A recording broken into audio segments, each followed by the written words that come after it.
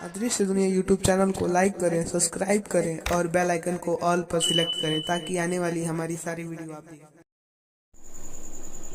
मृत्यु के बाद प्राण कैसे निकलते हैं, आत्मा कहाँ जाती है, क्या होता है आत्मा के साथ, ये सारी बातें धर्म ग्रंथ में बताया गया है। जानकार बताते हैं, कुछ गुरुजन बताते हैं। आइए जानते हैं कि मृत्यु के बाद आत्मा को क्या कष्ट झेलना पड़ता है, क्या होता है उसके साथ।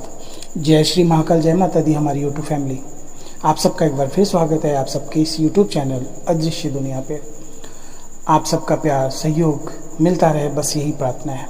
वीडियो जो भी देखते हैं आप सब, अच्छा लगता है तो उसको शेयर ज़रूर करिए, और जो हमारे भाई बहन नए हैं हमारे चैनल पे वो सब्सक्राइब ज़रूर करें ताकि हमारा दूसरा वीडियो आप सब तक पहुँचे और आप सबका सहयोग मिले।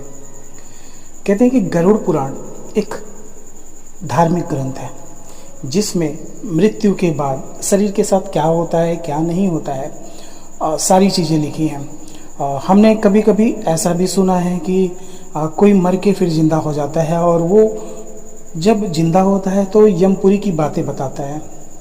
लेकिन ये बातें हमारे धर्म ग्रंथ में पहले से लिखी हुई हैं, और कुछ ऐसी चीज़ें वो बताता है जो शायद विश्वास ना किया जा सके।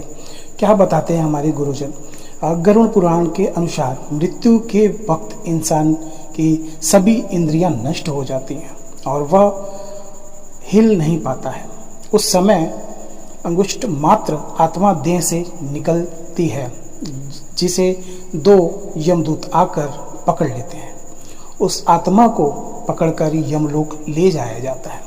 इस दौरान यमदूत उसको नरक में मिलने वाले दुखों को विस्तार से बताते हैं, जिसे सुनकर आत्मा चीखने और चिल्लाने लगती है।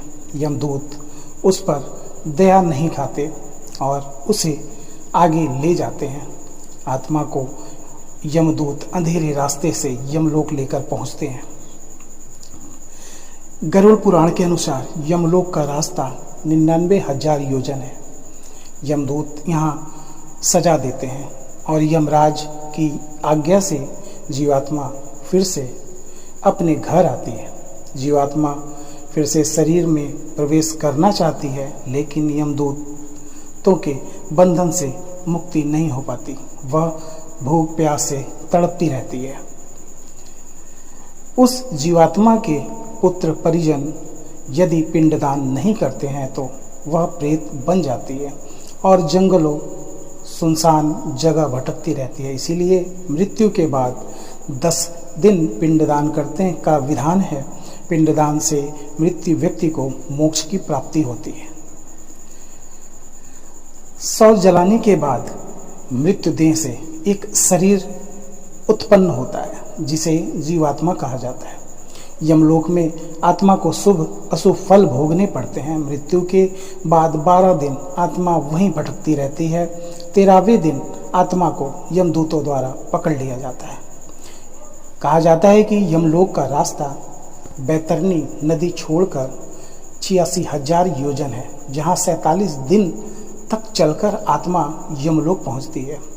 इस तरह एक मृत्यु के बाद एक आत्मा 16,000 पुरियों को पार करके यमराज के लोक में यमलोक तक पहुंचती है। कहते हैं कि शरीर मरने के बाद ये जो हमारी आत्मा है, ऐसा कहा जाता है कि किसी की अगर अकाल मृत्यु होती है तो वो प्रेत योनि में चला जाता है और प्रेत बन जाता है। गरुड़ पुराण में बताते हैं कि कोई अगर जहर खा लेता है, फांसी लगा लेता है, छत से कूद के मर जाता है, उनको प्रेत योनि भोगनी पड़ती है। वो 84 लाख वर्ष प्रेत योनि भोगते हैं। फिर उसके बाद उनको कहीं जाके दूसरा जन्म मिलता है। कहते हैं कि कभी भी अगर किसी के मन में ये ख्याल भी आए मृत्यु के बारे में कि ये जो जीवन मिला है ये बहुत कीमती है, और आप भगवान से जुड़े, धार्मिक कार्य करें, तो शायद ये बातें आपके मन से निकल सकती हैं। बाकी कुछ ऐसी बातें हैं जो गुरुजन बताते हैं। कहते हैं कि मरने के समय इंसान को बहुत पीड़ा होती है। ये भी कहा जाता है कि जो इंसान मरने वाला होता है, कुछ दिनों पहले उसके साथ अजीबोगरीब घटनाएं होना शुरू हो जाती हैं। जैसे कहा यह भी गया है कि मरने वाले इंसान की परछाई तेल में नहीं दिखती। कुछ दिन पहले उसकी परछाई भी दिखना बंद हो जाती है और उसको मरे हुए लोग ही अक्सर दिखाई देने लगते हैं। वो जिंदा लोगों को नहीं पहचान पाता, अपनों को नहीं पहचान पाता और उटपटांग हरकतें करने लगता है। वो जानवरों का झुंड देखता है, वो चींटियों का झुंड देखता है। ऐसी बहुत सारी घटनाएं उसके साथ होने लगती हैं।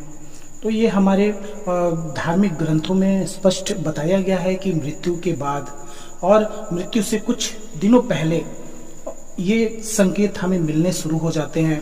और अगर हम अपने जीवन को ऐसे ही त्याग रहे हैं, जहर खा के या फिर फांसी लगा के या फिर छत से कूद के, तो हमें एक भयानक योनि भोगना पड़ता है जिसे कहते हैं प्रेत योनि। वो योनि हमें भोगना पड़ता है और शरीर के साथ बहुत कष्ट होते हैं। तो ये सब बातें हमें लगता है कि हर लोगों को जाननी चाहिए, समझनी चाहिए और कहीं ना कहीं धर्म से जुड़ना चाहिए, भगवान की भक्ति करनी चाहिए। मुझे लगता है कि जो भगवान की भक्ति करता है और जो भगवान से जुड़ा हुआ है, उनके दिमाग में ऐसी बातें नहीं आती। महादेव आप सबको स्वस्थ रखे। और जो भी हमारे भाई हैं, उनके दिमाग में कभी भी ऐसी कहीं कोई बात आए तो प्रभु पे विश्वास रखिए, वो सब सही करता है। बाकी जो जीवन में लिखा है वो कोई कट नहीं सकता। आप अपना कर्म करिए, आपको सब स्वतः ही मिलेगा। प्रभु पे आस्था रखिए। महादेव आपको स्वस्थ रखे। जय माता दी, जय श्री महाकाल।